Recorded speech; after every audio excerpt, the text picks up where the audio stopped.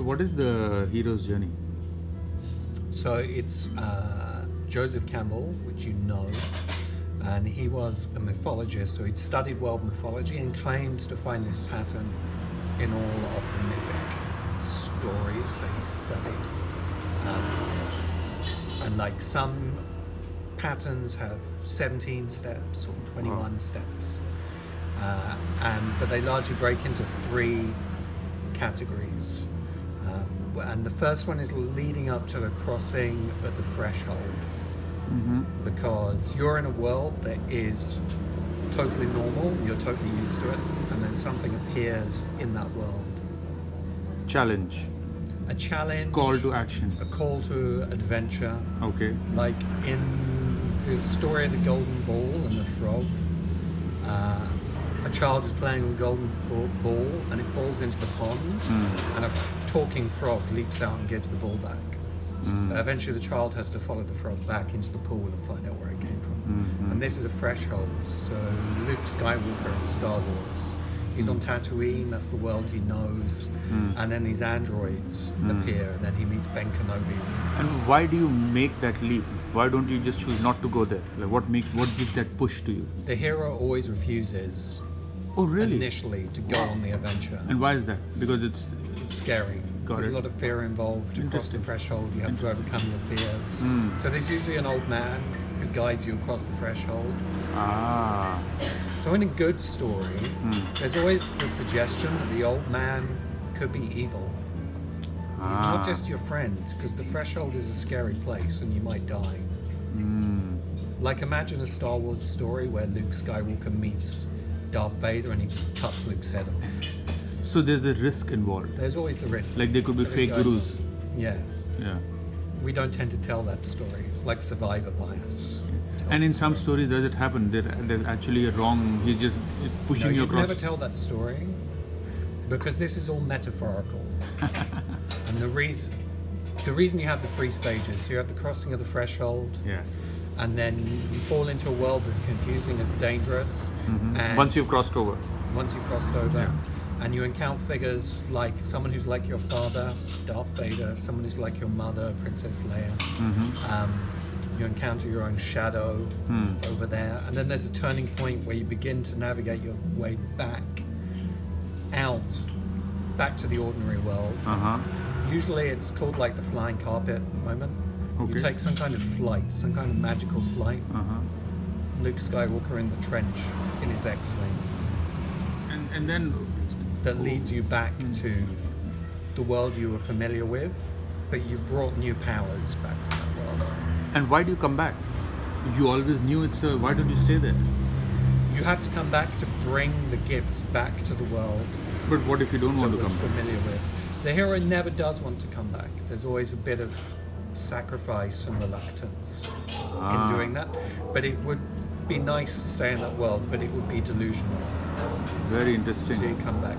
The reason you have to come back is because this is all a psychological metaphor. And if you're ever going to grow at any point in your life, you have to take this journey. Many times maybe, cycling. Many times. Spiral. Yeah. So you're in a place that you're familiar with, and then you have to go into a place that is unfamiliar, you have to get something and come back to the world with it. So maybe it's going to college. Throws you into a place you're unfamiliar with. Getting into a practice, doing a relationship. Practice, a relationship, having children. You know, it's funny, there's an Indian spiritual teacher, Sri Aurobindo. Unlike many other Indian spiritual practices, he talks of, when he uses the metaphor of chakras, he talks of a liberation current and a manifesting current. Very similar to what you're saying. So he says, yes, like if you move from the bottom to the above the chakras, liberation, less shackles and more creativity and openness, and then you merge with the divine. Sure. But then you come back and using that same knowledge and extra powers or understanding, now you start manifesting. Is that kind of like hero's journey, you know? Yeah. Wow. Because it's another metaphor for the same process of growth. So the hero's journey is... The hero's journey is because we like stories that mean something to us. Yeah. So this story of emotional growth which the hero's journey is telling, that's only one kind of thing that is meaningful to us. Sure. So we go through emotional growth. Yeah.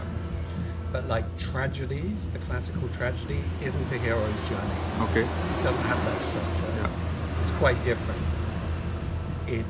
That's about learning our own limitations. The hero's journey is kind of growing beyond our limitations. The tragedy is realizing that we do have limitations. And does it also have a structure like hero's journey? The tragedy turns on the fact that there's something about the hero, the tragic hero, that they don't know about themselves. So the original tragedy is Oedipus. The Oedipus complex, Electra complex, that one. Yeah, so he's born the son of a king and queen, and there is a prediction that he will murder his father and sleep with his mother.